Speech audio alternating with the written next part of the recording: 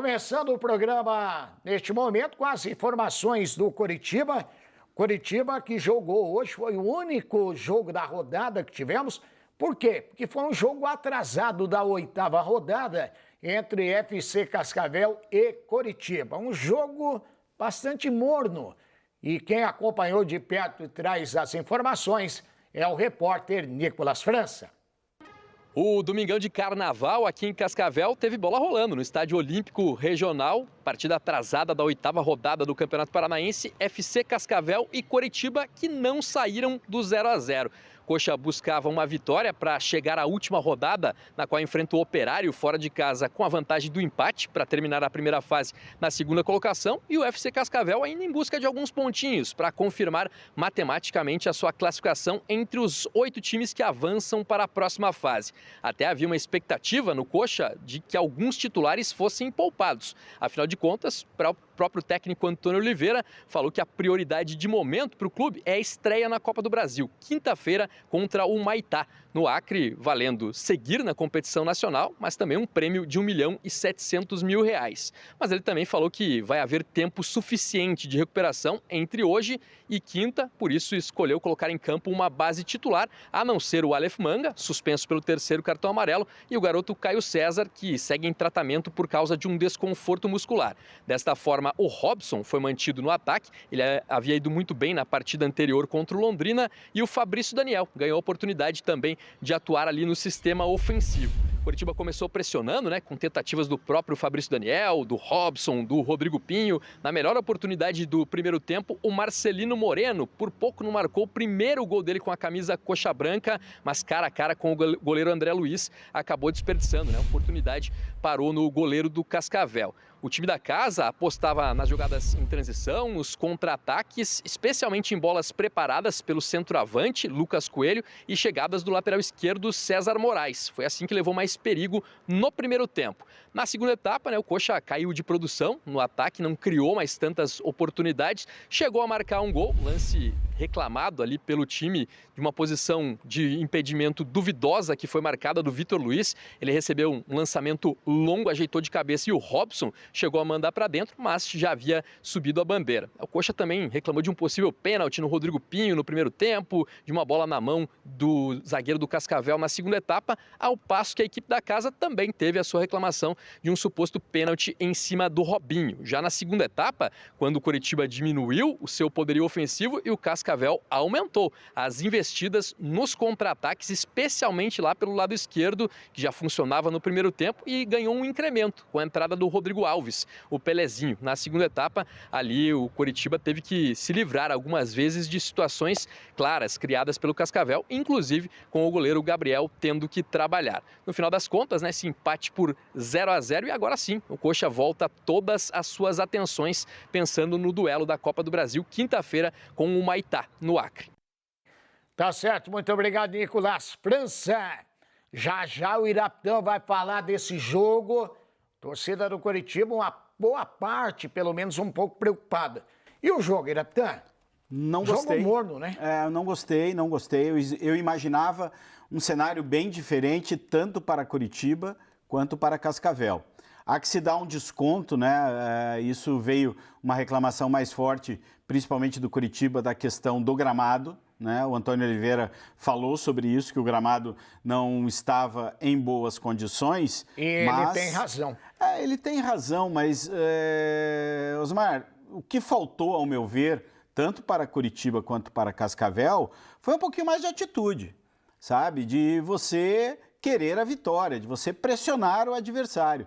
Coritiba começa o jogo de uma forma bem interessante, foram 10 minutos ali de pressão, não deixando o Cascavel sair da sua defesa, mas aos poucos o Cascavel começou a encontrar espaços no meio-campo, começou a fazer algumas infiltrações, Lucas Coelho fazendo aquele papel de pivô, a aproximação do lateral esquerdo, que acabou gerando talvez a melhor jogada do Cascavel no primeiro tempo.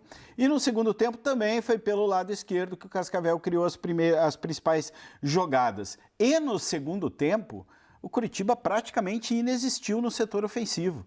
à exceção daquele lance citado pelo Nicolas, né, de impedimento, que ao meu ver realmente o Vitor estava um pouquinho adiantado no momento em que faz o cabeceio. Ou seja, então a reclamação não procede.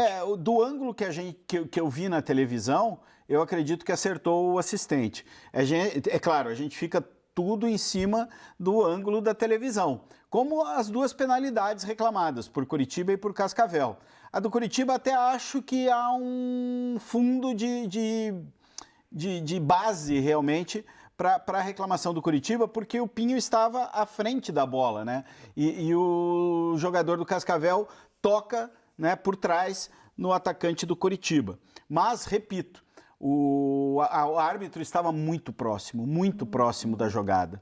E na questão do Cascavel, da mesma forma, era uma bola dividida na pequena área, não vi o lance como o Potker tentando derrubar o seu adversário. E sim, eu também não, o Potker tentando tirar a bola como tirou. Choque normal, inclusive. Então assim, há que se confiar também na arbitragem, que esteve sempre muito presente, né, muito próxima dos lances. E eu acho que o que fica mais, em vez de reclamação em cima da arbitragem, é a pouca produtividade ofensiva, em especial do Coritiba. Isso realmente preocupa, porque o Coritiba já começa na quinta-feira uma caminhada na Copa do Brasil, né? Vai enfrentar um adversário muito inferior no cenário nacional, mas tem que buscar a classificação, precisa disso. Pois é, Iraptan, já que você citou aí a Copa do Brasil, Coritiba joga quinta-feira contra o Maitá, tem uma pergunta para você. Olha aí, ó. O Paulo Baixo, o Coxa está preparado para a Copa do Brasil? Depende qual o objetivo do Coritiba na Copa do Brasil, até onde o Coritiba pretende ir. Eu acredito que é ganhar os 70 milhões, ser campeão. Mas é difícil, é difícil. Mas não é impossível. No atual cenário, acho bem complicado. Eu vejo que o Coritiba tem obrigação de passar pelas primeiras fases e depois aí tem que ver, depende de uma série de fatores, né? De quem você vai enfrentar no sorteio, mas eu ainda vejo o Coritiba como um time em formação.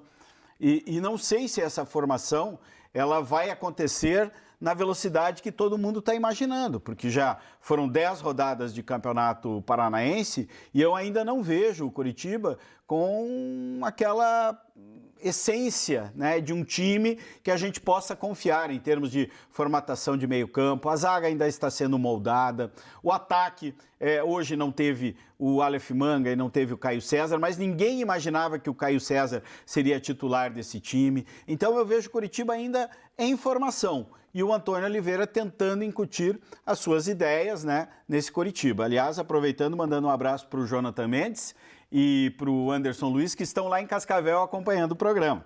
Aliás, Irapté, nós entramos em Cascavel, em todo o estado do Paraná, em televisão aberta. Muito obrigado para esse Paranazão querido, acompanhando aqui o nosso tempo extra.